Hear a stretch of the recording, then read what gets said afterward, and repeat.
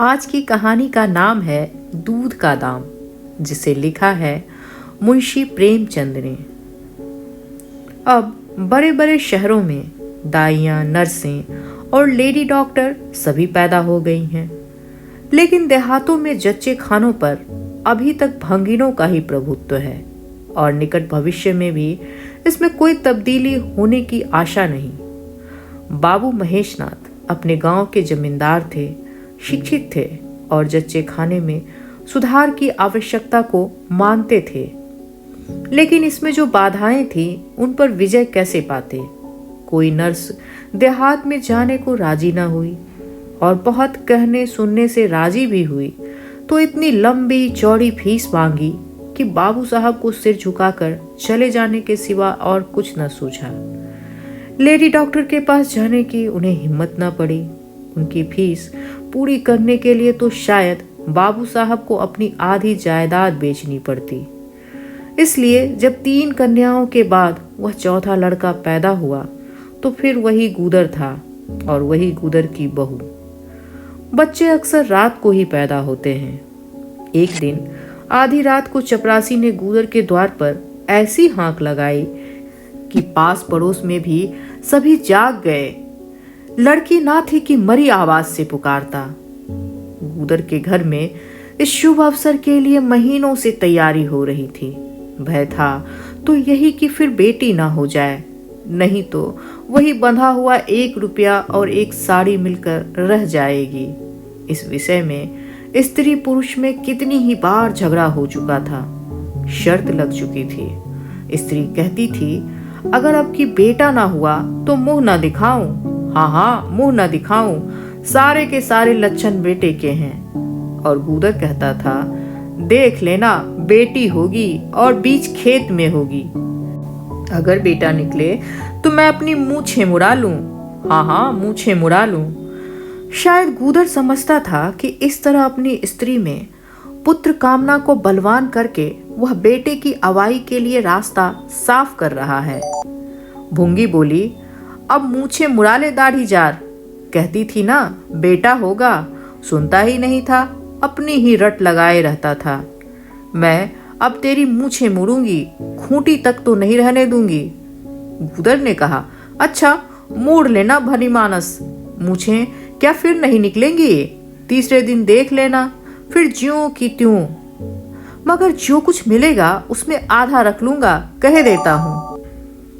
भूंगी ने अंगूठा दिखाया और अपने 3 महीने के बालक को गूदर के सुपुर्द करके सिपाही के साथ चल खड़ी हुई। गूदर ने पुकारा, अरे सुन तो, कहाँ भागी जाती है? मुझे भी बधाई बजाने जाना पड़ेगा, इसे कौन संभालेगा? भूंगी ने दूर से ही कहा, इसे वहीं धरती पर सुला लेना, मैं आप दूध पिला जाऊंगी। महेशनाथ के यहाँ अब भी भूंगी की खूब खातिरदारियां होने लगी। सवेरे हरीरा मिलता, दोपहर को पूरियां और हलवा, तीसरे पहर को भी, फिर रात को भी, और गूदर को भी भरपूर भोजन मिलता था। भूंगी अपने बच्चे को दिन रात में 1-2 बार से ज्यादा ना पिला सकती थी। उसके लिए ऊपर से दूध का प्रबंध था। भूंगी का दूध बाबू साहब का भाग्यवान बालक पीता था और यह सिलसिला 12वें दिन भी ना बंद हुआ। मालकिन मोटी ताजी देवी थी, पर अब भी कुछ ऐसा संयोग है कि उन्हें दूध ही नहीं है। तीनों लड़कियों की बार इतने इफरात से दूध होता था कि लड़कियों को बदहजमी हो जाती थी। अब की 1 बूंद नहीं। भूंगी दाई भी थी और दूध पिलाई भी। मालकिन कहती, भूंगी हमारे बच्चे को पाल दे, फिर जब तक तू जिए बैठी खाती रहना, 5 बीघे माफी दिलवा दूंगी, नाती पोते तक चैन करेंगे तुम्हारे। उधर भूंगी का लड़का ऊपर का दूध हजम न कर सकने के कारण बार बार उल्टी करता और दिन दिन दुबला होता जाता था। भूंगी कहती, बहूजी मूड़न में चूड़ी लूंगी, कह देती हूँ। बहूजी उत्तर देती, हाँ, चूड़े ले लेना, धमकाती क्यों है? चांदी की लेगी या सोने की? वाह बहूजी, चांदी के चूड़े पहन के किसे मुंह दिखलाऊंगी और किसकी हंसी होगी? अच्छा, सोने के ले लेना भाई, कह तो दिया।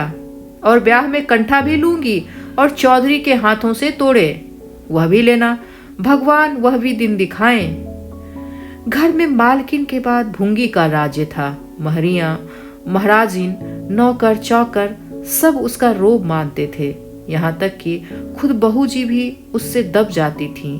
एक बार तो उसने महेश नाथ को भी डांट दिया था, हंसकर टाल दिया। बात चली थी भंगियों की। महेश नाथ ने कहा था, दुनिया में और चाहे जो कुछ हो जाए, भंगी भंगी ही रहेंगे, इन्हें आदमी बनाना कठिन है। इस पर भूंगी ने कहा था, मालिक, भंगी तो बड़ों बड़ों को आदमी बनाते हैं, उन्हें क्या कोई आदमी बनाए। यह गुस्ताखी करके किसी दूसरे अफसर पर भला भूंगी के सिर के बाल बच सकते थे, लेकिन आज बाबू साहब ठठाकर हंसकर बोले, भूंगी बात बड़े पते की कहती है। भूंगी का शासनकाल साल भर से आगे न चल सका। देवताओं ने बालक के भंगिन का दूध पीने पर आपत्ति की। मोटेराम शास्त्री तो प्रायश्चित का प्रस्ताव कर बैठे। दूध तो छुड़ा दिया गया, लेकिन प्रायश्चित की बात हंसी में उड़ गई। महेशनाथ ने फटकार कर कहा, प्रायश्चित की खूब कही शास्त्री जी, कल तक उसी भंगिन का खून पीकर पला, अब उसमें छूत घुस गई, वाह रे आपका धर्म। शास्त्री जी ने शिखा फटकार कर कहा, यह सत्य है, वह कल तक भंगिन का रक्त पीता पला, मांस खाकर पला, यह भी सत्य है, लेकिन कल की बात कल थी और आज की बात आज। जगन्नाथपुरी में तो छूत अछूत सब एक पंगत में खाते हैं, पर यहाँ तो नहीं खा सकते। बीमारी में तो हम भी कपड़े पहनकर खा लेते हैं, खिचड़ी तक खा लेते हैं बाबूजी, लेकिन अच्छे हो जाने पर तो नेम का पालन करना ही पड़ता है। आप धर्म की बात ही न्यारी है। तो इसका अर्थ यह है कि धर्म बदलता रहता है, कभी कुछ कभी कुछ। और क्या, राजा का धर्म अलग, प्रजा का धर्म अलग, अमीर का धर्म अलग, गरीब का धर्म अलग। राजे महाराजे जो चाहें खाएं, जिसके साथ चाहें शादी ब्याह करें, उनके लिए कोई बंधन नहीं। समर्थ पुरुष हैं, बंधन तो मध्य वालों के लिए है। प्रायश्चित तो ना हुआ, लेकिन भूंगी को गद्दी से उतरना पड़ा।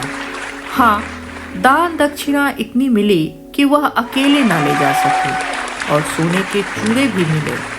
एक की जगह 2 नई सुंदर साड़ियां, मामूली नैन सुख की नहीं, जैसी लड़कियों के बाल में मिली थी। इसी साल प्लेग ने जोर बांधा और गूदर पहले ही चपेट में आ गया। भूंगी अकेली रह गई, पर गृहस्थी ज्यों की त्यों चलती रही।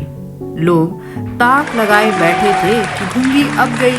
फला भूंगी से बातचीत हुई, फला चौधरी आए, लेकिन भूंगी न कहीं आई न कहीं गई। यहाँ तक कि 5 साल बीत गए और उसका बालक मंगल दुर्बल और सदा रोगी रहने पर भी दौड़ने लगा। सुरेश के सामने टिड्डी सा लगता था। एक दिन भूंगी महेशनाथ के घर पर परनाला साफ करने गई थी। महीनों से गलीच जमा हो रहा था और आंगन में पानी भरा रहने लगा था। परनाले में एक लंबा मोटा बांस डालकर जोर से हिला रही थी।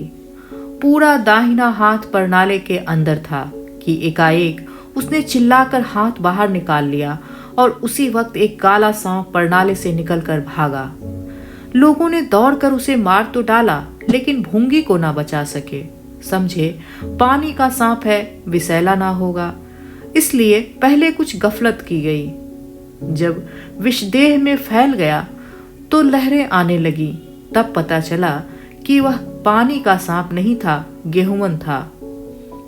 मंगल अब अनाथ था। दिन भर महेश बाबू के द्वार पर मंडराया करता। घर में इतना जूठन बचता था कि ऐसे ऐसे 10-5 बालक पल सकते थे। खाने की कोई कमी न थी।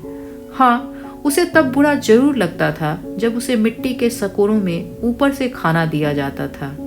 सब लोग अच्छे अच्छे बर्तनों में खाना खाते हैं, उनके लिए मिट्टी के सकोरे। यूं उसे इस भेदभाव का बिल्कुल ज्ञान ना होता था, लेकिन गांव के लड़के चिढ़ा चिढ़ा कर उसका अपमान करते रहते। कोई उसे अपने साथ खिलाता भी नहीं था। यहाँ तक कि जिस टाट पर वह सोता था वह भी अछूत था। मकान के सामने एक नीम का पेड़ था। इसी के नीचे मंगल का डेरा था।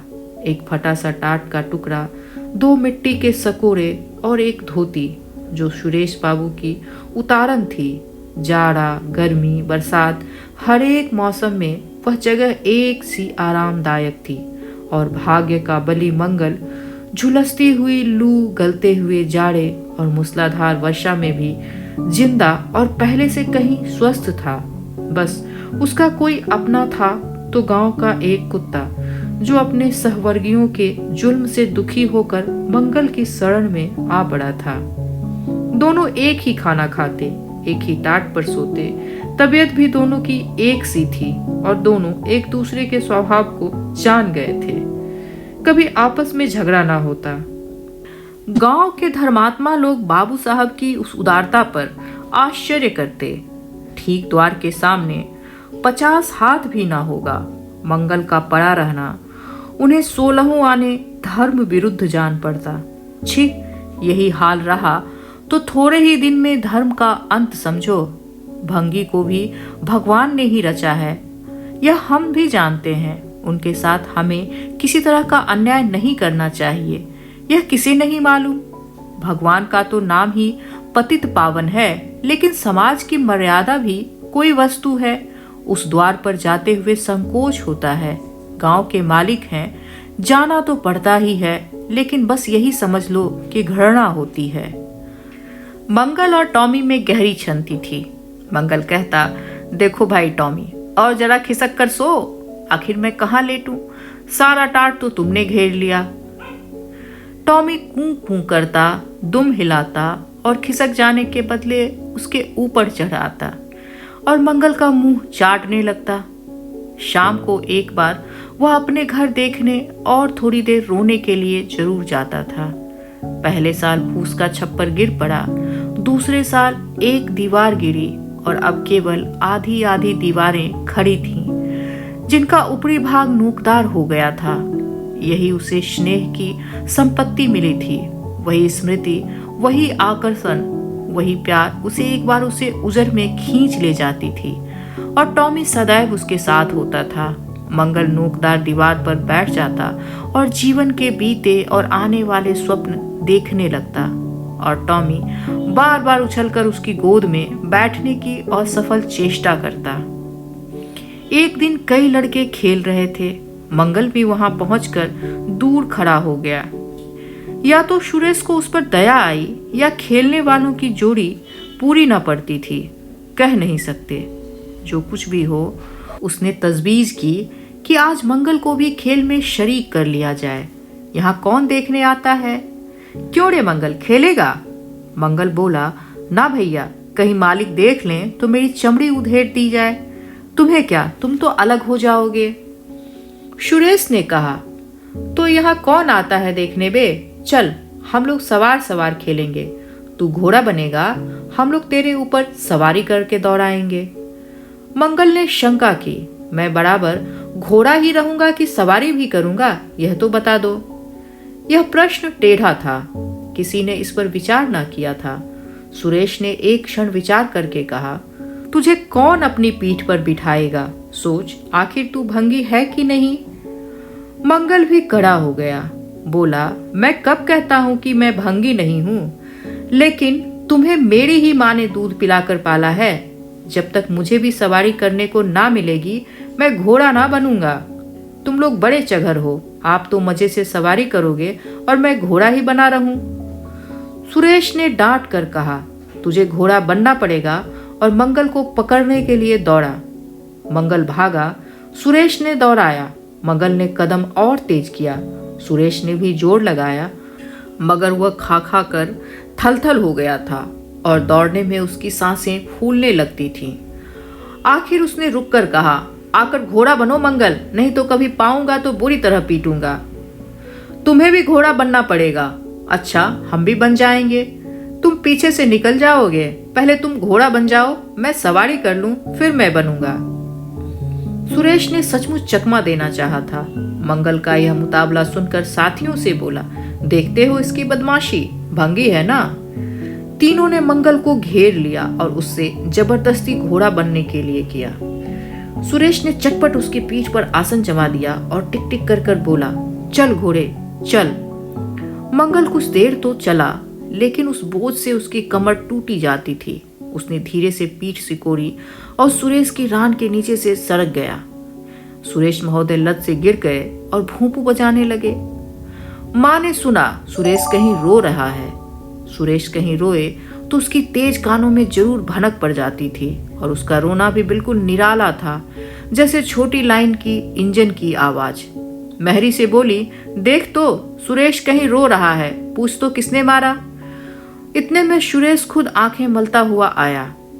उसे जब रोने का मन अवसर मिलता तो माँ के पास फरियाद लेकर जरूर आता। माँ मिठाई या मेवे देकर आंसू पोंछ देती थी। आप थे तो 8 साल के, मगर थे बिल्कुल गावदी। हद से ज्यादा प्यार ने उसकी बुद्धि के साथ वही किया था जो हद से ज्यादा भोजन ने उसकी देह के साथ। माँ ने पूछा, क्यों रोता है सुरेश, किसने मारा? सुरेश ने रोकर कहा, मंगल ने छू लिया।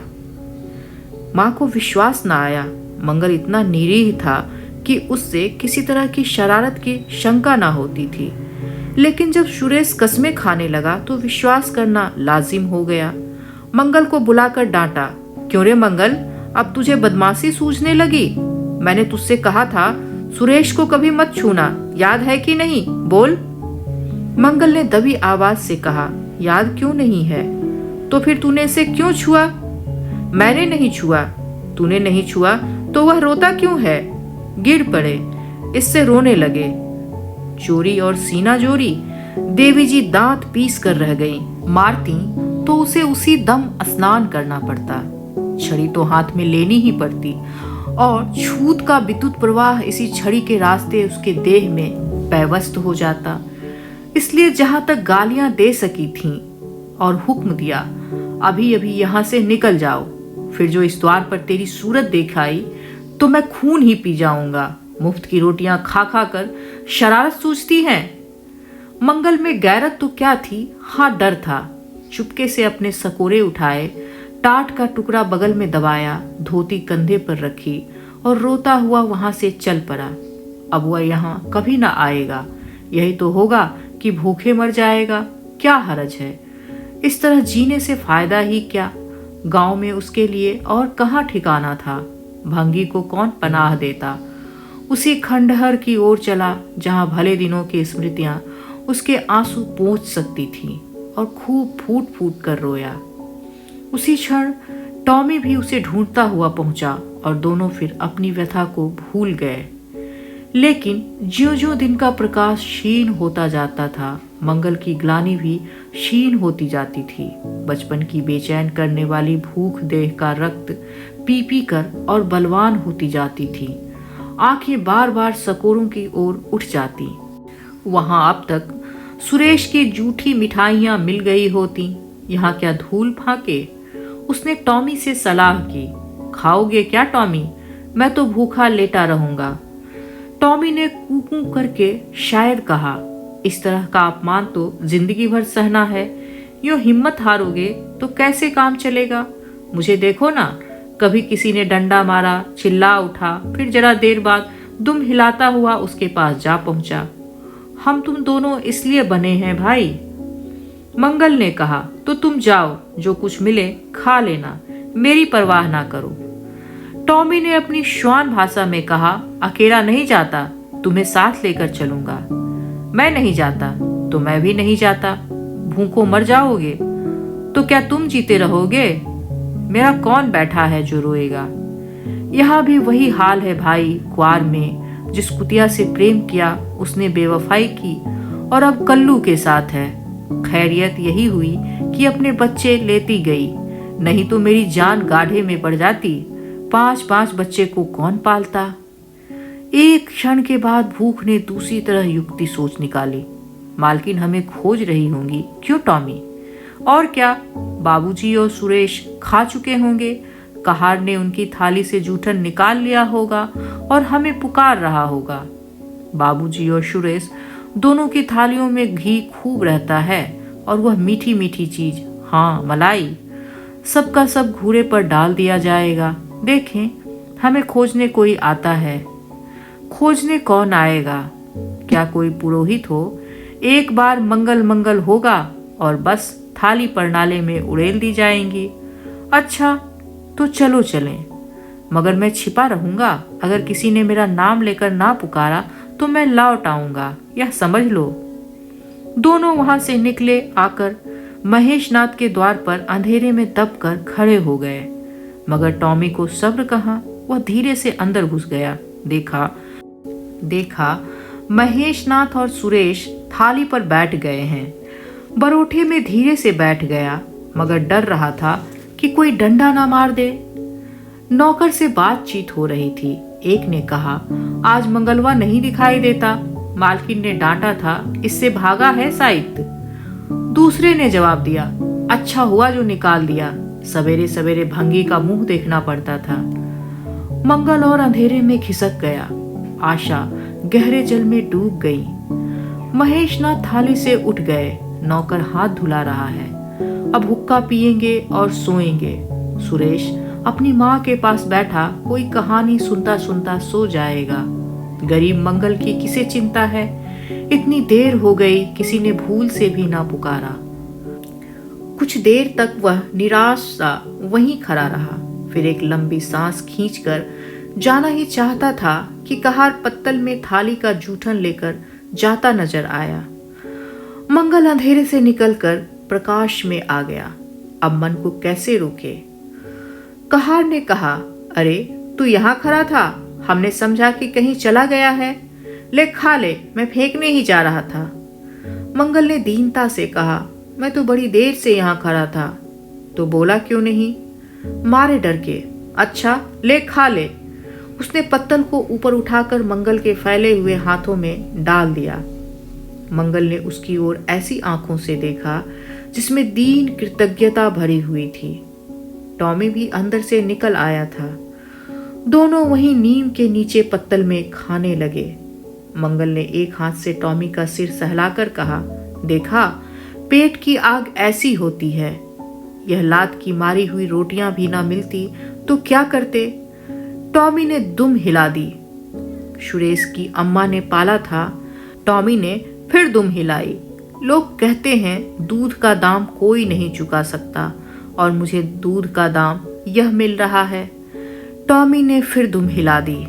धन्यवाद।